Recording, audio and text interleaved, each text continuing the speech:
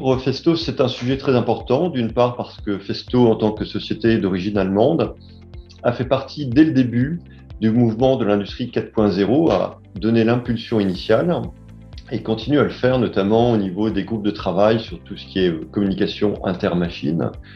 Et d'autre part, bien sûr, nos clients sont demandeurs de solutions. Donc nous, Festo, nous proposons des actionneurs, soit pneumatiques, soit électriques, pour générer du mouvement industriel.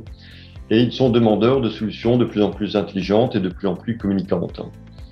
Et nous avons aussi la chance d'être nous-mêmes des industriels manufacturiers. Nous produisons des composants. Ces composants sont produits par des machines automatisées, lesquelles sont elles-mêmes équipées par nos propres composants. Donc nous sommes nos propres clients de nos solutions, et ce qui nous permet justement d'améliorer les produits et d'être très proche des besoins de nos clients. Et d'autre part, nous avons aussi la chance d'avoir une usine sur le site de Scharnhausen, près de Stuttgart, qui est une usine 4.0, à savoir qu'elle a été créée de toutes pièces. On n'est pas parti d'une rénovation ou d'une extension de bâtiments. Nous sommes partis de la feuille blanche et donc nous avons pu mettre dans cette usine toutes nos nouvelles technologies et nouveaux processus de production, ce qui nous permet d'avoir là réellement une vitrine 4.0 que l'on fait régulièrement visiter à nos clients. Au niveau de Festo, nous avons la division didactique. Cette division est là pour proposer du matériel pédagogique pour les professeurs d'université ou d'écoles d'ingénieurs et BTS. Et ce qui intéresse les professeurs, c'est bien sûr pas uniquement former les élèves sur les technologies présentes dans l'industrie, mais bien sûr de les former sur les technologies qui seront présentes dans 3 ou 4 ans lorsque les élèves sortiront de l'école d'ingénieurs, par exemple. Et donc, didactique a toujours, je dirais, un temps d'avance sur l'industrie, sur la réalité industrielle, et ça nous pousse à aller de l'avant. Et d'autre part, didactique propose aussi des formations, notamment sur les technologies de l'industrie 4.0 et sur tous les impacts que ces technologies peuvent avoir sur les modes de production. Et dernier point, notre directeur général, pour vous dire combien nous sommes impliqués, notre directeur général en France, chez Festo, Monsieur Jean-Michel Tasse, est ambassadeur de l'Alliance pour l'industrie future pour la région Île-de-France. Et il est là pour communiquer vers les entreprises d'Île-de-France, pour les impulser et les inciter à prendre ce virage numérique.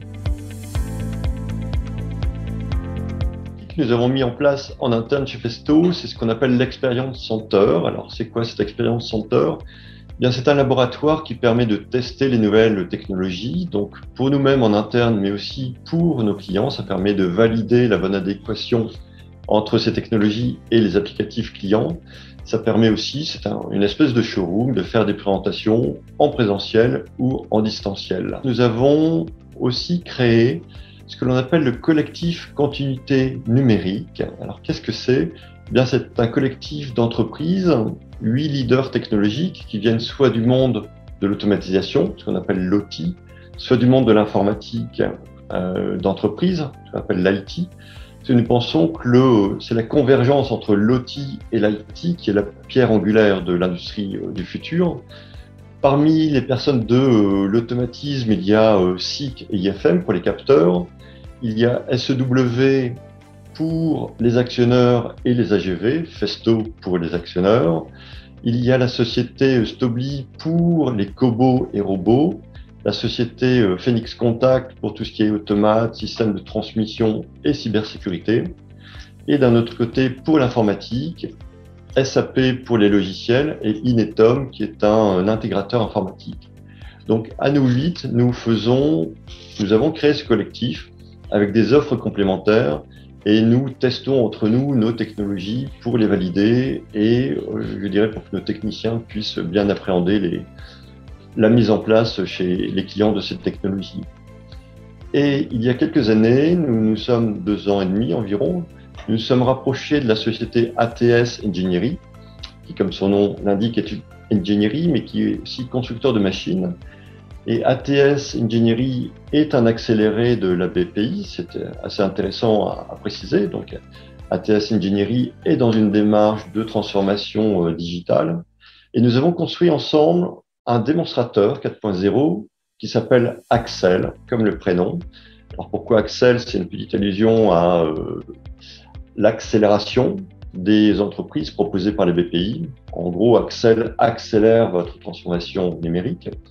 Et grâce à ce démonstrateur 4.0 qu'on appelle aussi concept machine. Alors pourquoi concept machine? Bien, c'est comme un concept car. Le concept car, c'est quelque chose qui est là pour inspirer, pour donner une vision, une direction. C'est pas forcément une voiture qui sera vendue, mais c'est quelque chose qui donne, qui permet de se projeter dans l'avenir. Et ces concept machine est une machine, je dirais, de type automatisé classique, mais avec une couche 4.0 qui permet bien aux visiteurs de comprendre en quoi les outils qu'ils ont chez eux actuellement dans leurs ateliers, avec une couche informatique et des connecteurs, pourra devenir un outil de production 4.0. Au niveau de la partie opérative, les actionneurs, je dirais, comme j'ai l'habitude de le dire, les actionneurs sont des grands bavards. Ils émettent beaucoup de data, des data qui viennent de leurs capteurs internes, des data qui viennent de leur mode de fonctionnement, le temps de cycle, le nombre de cycles, le nombre de kilomètres qu'ils restent jusqu'à ce qu'ils atteignent leur durée de vie maximale. Ils analysent eux-mêmes, pour les actionnaires les plus intelligents, ils analysent leur mode de fonctionnement, l'énergie qu'ils consomment, et toutes ces datas, nous pouvons les remonter. Et si je peux donner un exemple de l'un de ces produits les plus intelligents, entre guillemets, que nous ayons, c'est le VTEM. Et ce VTEM, c'est un terminal de distributeur pneumatique. Voilà. Un terminal de distributeur, c'est quoi? Ce sont des petites électrovannes qui vont gérer l'envoi d'air comprimé vers les vérins pour générer le mouvement. Et bien là, plutôt que d'avoir des solutions mécaniques de distributeurs, c'est une solution basée sur la technologie piézoélectrique, pilotée par de l'électronique, et nous pouvons obtenir de la part de ce distributeur les comportements que l'on souhaite de manière très large, et on peut même demander à ce vérin pneumatique d'avoir un comportement proche de celui d'un axe électrique. Donc le gros avantage de ceci, c'est qu'on a toute liberté, puisque derrière ce distributeur digital, c'est bien sûr du numérique et une commande 100% numérique et non plus avec la contrainte mécanique. Et donc, bien sûr, ce terminal va permettre d'émettre aussi beaucoup de data sur la manière dont il optimise les temps de cycle, sur la manière dont il va optimiser la gestion de son énergie. C'est juste un exemple, mais pour vous dire que, à présent, nous avons vraiment des composants taillés pour l'industrie du futur. Alors, toutes ces datas dont je viens de vous parler, elles sont remontées par des technologies assez classiques, basées sur l'Ethernet, ou sur le PCUA ou le MQTT.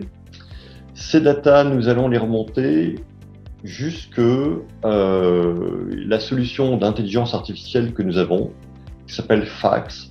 FAX, c'est Festo Automation Experience. Et là, nous avons cette brique d'intelligence artificielle qui va permettre d'analyser la data en temps réel et de proposer des alertes en fait, et des rectifications.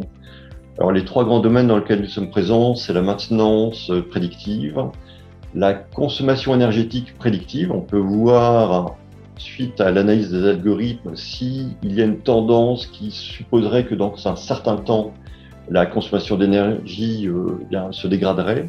Et au final, la qualité prédictive. Ce sont les trois grands domaines dans lesquels nous sommes présents. Et au niveau du edge, bien, soit ces algorithmes, on les fait tourner en edge sur des PC industriels que nous fournit le client ou qu'on lui fournit et qui vient de l'un de nos partenaires.